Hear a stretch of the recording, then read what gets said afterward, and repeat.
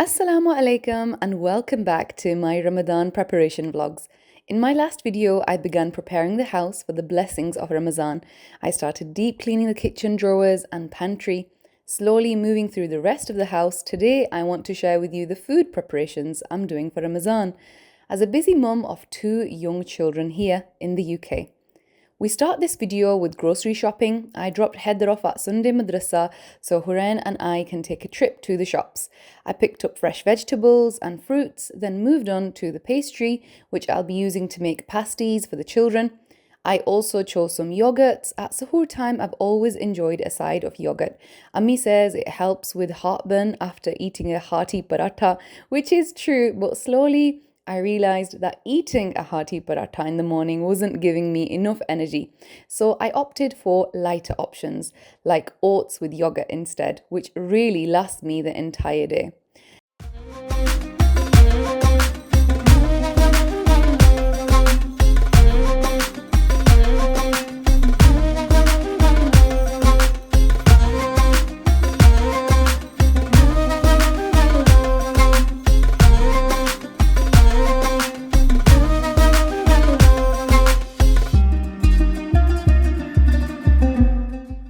The Ramadan aisles were full of so many Pakistani foods. I was curious about these fruit jellies. They looked like a lovely Ramadan gift. And they were halal. Back at home, I started baking handi. Today we're making broccoli and chicken while Haidar completed his English work. It's half time here in the UK, so the kids are at home. Ramadan has always felt like the month that gently pulls me back from the rush, back from the noise, and back from the constant need to be productive. There's something about this month that slows everything down. Not in a heavy way, not in a restrictive way, but in a way that feels intentional. Before I had kids, Ramadan was very quiet. My days felt spacious. I could sit long after Fajr, read Quran without any interruption, rest in the afternoons. The slowness felt almost effortless. But now Ramadan is different. It's still slow, but not in the same way. Now it's layered with small footsteps, questions, snack requests at 11 o'clock in the morning, someone asking why they can't have water, someone counting down to iftari at 2 p.m. And somehow that has deepened the month even more. Because now the slowness isn't just internal, it's relational. It's teaching patience in real time. Now, throughout the day, hunger lingers softly in the background, but when you're a parent, and especially being a mum, hunger meets responsibility. So you're cooking whilst you're fasting, you're packing lunches you won't taste, you're pouring drinks you won't be sipping, cutting fruit in the afternoon while your body quietly reminds you it's empty. And there's something incredibly humbling about that. Hunger used to feel personal. Now it feels purposeful. It reminds me that Ramadan isn't about escaping life to focus on spirituality. It's about finding spirituality inside life, inside the chaos and inside the interruptions, inside those small hands tugging at you whilst you're trying to read Quran. Before kids, my evening felt sacred because they were silent. Now they feel sacred because they're full of voices waiting for the azan, full of little hands reaching for dates, full of, is it time yet? Every 5 minutes as Maghrib gets closer. There's a different kind of beauty in that anticipation. The light still turns golden before sunset. The air still feels still, but now I notice it while stirring a pot, wiping a counter, reminding someone to set the table. And when the azan begins, it feels even more emotional because you see it through your eyes, you see through their excitement, and you hear the Allahu Akbar echo back imperfectly. You watch your children take their first sip of water like it's the greatest gift they've ever had been given. And suddenly, that first sip feels even more sacred. Ramadan has slowed me down in a different way since having kids. It's not the slow of long, uninterrupted reflection. It's the slow of being forced to prioritize. Now, as a mum, to let go of that perfection, to accept that maybe I won't finish as many surahs as I used to, and maybe my prayers will have small voices in the background, and maybe suhoor will include preparing food for others before myself, and somehow that feels like a lesson. Because fasting isn't just about hunger, it's about softening, and children have a way of softening you in ways nothing else can. They make you more aware of your tone, your patience, your reactions, especially when you're tired and thirsty.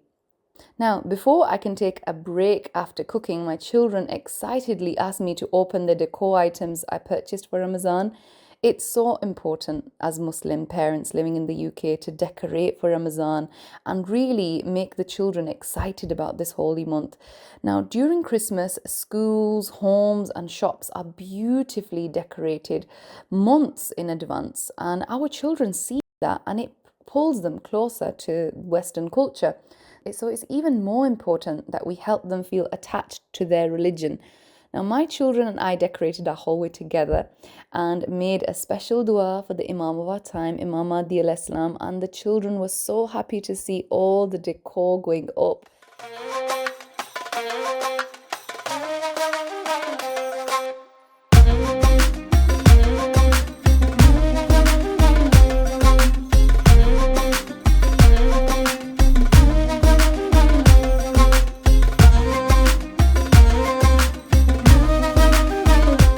Soon, these little pies were hungry and requested paratha with jam, which has slowly become their favorite way of eating broccoli.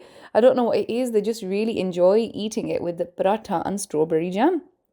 Now, to complete all the food prep in one go today, I nipped down to the local cash and carry and bought the remaining goodies like ruefza, which is a staple in our home during Ramadan, and halal meat, of course.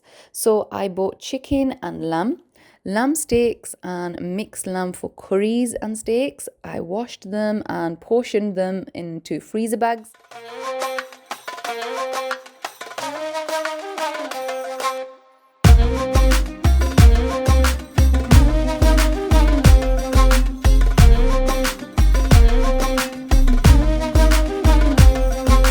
Ramadan becomes less about aesthetic, quiet moments and more about character. It becomes about choosing gentleness when you're low on energy, choosing gratitude when the kitchen is messy, choosing presence when you'd rather scroll on your phone. And presence, that's what Ramadan keeps teaching me. Hunger makes you present. Motherhood makes you present. Together, they strip away autopilot. You feel those hours, you notice your body, you notice the temper rising faster in the late afternoon, and you have to consciously soften it. You notice how deeply you rely on small comforts throughout the day. You notice how often you rush and how much Ramadan resists that rush. Evenings now are clearly louder, but they're also warmer. So after iftar, when the house begins to quieten down and the dishes are stacking up in the kitchen and small heads are resting and the lights are dimmed, that's when the old kind of stillness returns and it feels earned. Let's just say it sits differently now, not with endless time, but with intentional time. Even if it's like 10 minutes of rest and reading the Quran, even if it's a short dua whispered before sleep. I now truly value it. And as a mum, I know so many other people who would agree. Now, Ramadan still changes the tempo of life, but now it changes the rhythm of our home. There's a shared anticipation, a shared hunger, a shared joy at sunset. And when I watch my children grow up inside this month, when I see them begin to understand patience, when I hear them say Ramadan Mubarak with excitement, when they try to fast for a few hours and feel proud in themselves. So this year, my Haidar will try to keep a few fasts, and he is so excited about keeping a roza.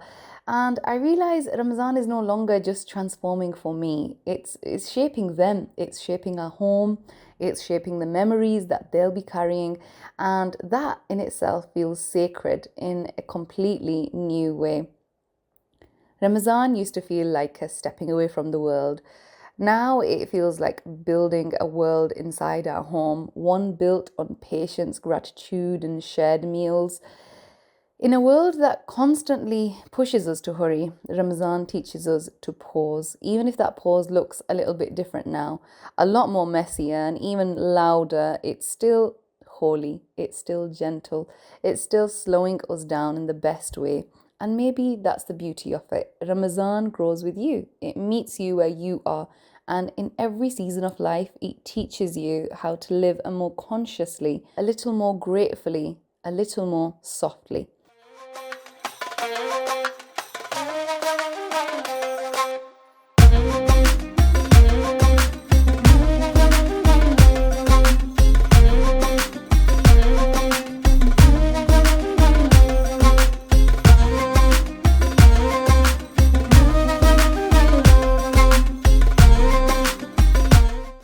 And I bought some minced chicken for a keema curry and lasagna, or I'll be cooking that in a pasta. So I washed them and popped them all away into the freezer. Washing and prepping the meat beforehand saves time in the kitchen, and it allows me to spend more time reading and understanding the Quran. This Ramadan, I want to try Quran journaling. A dear friend of mine sent me a 30-day guide, which I'll use to reflect on the Quran on a deeper level, inshallah. I also aim to reduce social media use and replace it with more beneficial habits like a zikr walk. I plan to start the day at Sehri with Ziyarat Ashura, then incorporate the full ziyarat throughout the day, bringing abundant blessings into my life. Ramzan के महीने का पहला fast छोटे बच्चों के लिए बहुत ही exciting हो सकता है, ख़ासकर जब उन्होंने पहली बार रोज़ा रखना स्टार्ट करना है। हैदर जैसे छोटे बच्चों के लिए हाफ फास्ट एक अच्छा ऑप्शन है, जहां वो सिर्फ सुबह या थोड़े दिन का रोज़ा रखते हैं और ग्रेजुअली पेशेंस और सेल्फ कंट्रोल सीखते हैं। हम पेरेंट्स जो यूके में हैं ये समझ सकते हैं कि हर बच्चा अलग होता है और रूटीन को फ्लेक्सिबल रखना बहुत ही ज़रूरी है ताकि बच्चे इंजॉय भी करें और स्ट्रेस फ्री भी रहें। बच्चों के लिए रमज़ान को इंटरेस्टिंग और इंगेजिंग बनाने के लिए कुछ सिंपल और क्रिएटिव आइडियाज़ बहुत इफ़ेक्टिव हो सकते हैं। सुहूर और इफ़्तार की रूटीन्स को फ़न बनाया जा सकता है। बच्चों को प्लेट डेकोरेट करने देना, फ्रूट्स और हेल्थी स्नैक्स चूज़ करने का ऑप्शन देना और छोटी स्मूदीज़ या ट्रीट्स इंक्लूड करना। ये सिंपल चीज़ें बच्चों को इन्वॉल्व करती हैं और उन्हें रिस्पॉन्सिबिलिटी और एक्साइटमेंट दोनों सिखाती हैं। ये चीज़ें मैं इस रमज़ान हैदर के लिए इंकॉर्पोरेट करने का सोच रही हूँ। एक रमज़ान काउंटडाउन कैलेंडर भी हेल्पफुल है, जहाँ हर दिन एक छोटी सरप्राइज़ या गुड डीड का नोट रखा जाए। बच्चे देखकर एक्साइटेड रहते हैं और डेली स्मॉल गोल्स के साथ मोटिवेटेड भी रहते हैं। और मैंने सोचा है इस दफ़ा स्टोरीज़ और बुक्स का यूज़ भी करूं, बिकॉज़ ये बहुत ही अच्छा तरीका है बच्चों को रमज़ान के कॉन्सेप्ट्स समझने का।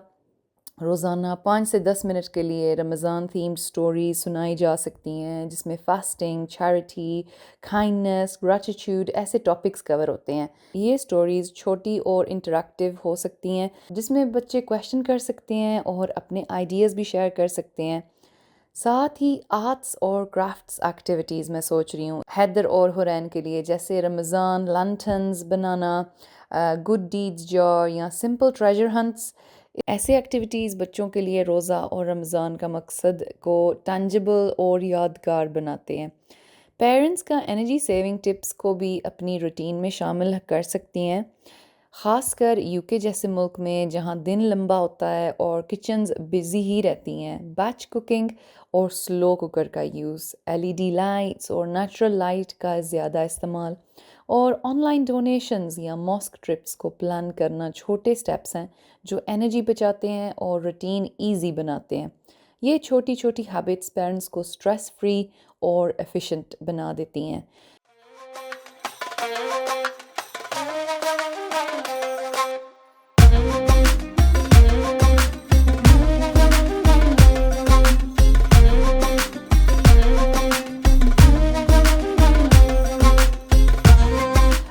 helpful food prep I've done is making pakoda mix. I've added the spices to besan and stored it in a container. All I need to do on the day is add onions and potatoes, which is very useful because when I cook, I like to taste the food, making sure that the spices are just right.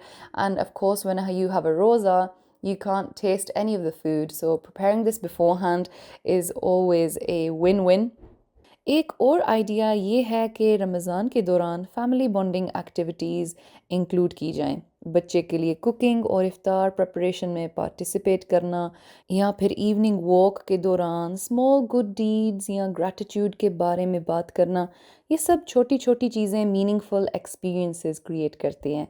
Positive reinforcement भी important है। जब बच्चा पहला half fast complete करे या अच्छा काम करे, उन्हें अप्रिशिएट करना और सेलिब्रेट करना उनका कॉन्फिडेंस और मोटिवेशन बूस्ट करता है। आखिर में ये याद रखें कि रमज़ान को बच्चों के लिए फ़न, लर्निंग और मीनिंगफुल बनाया जा सकता है विदाउट प्रेशर। छोटे goals, interactive activities, story telling, charity और फैमिली बॉन्डिंग, ये सब मिलकर ये महीना यादगार और इंस्पायरिंग बना देता है।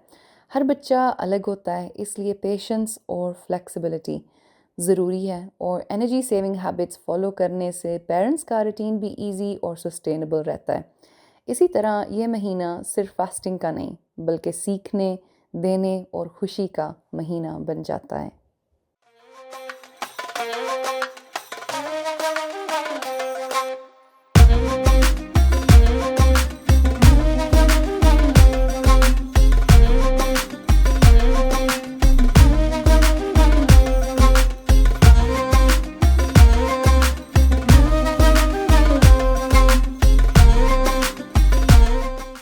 I also prepared green chutney mixture, which I can mix with yogurt whenever needed.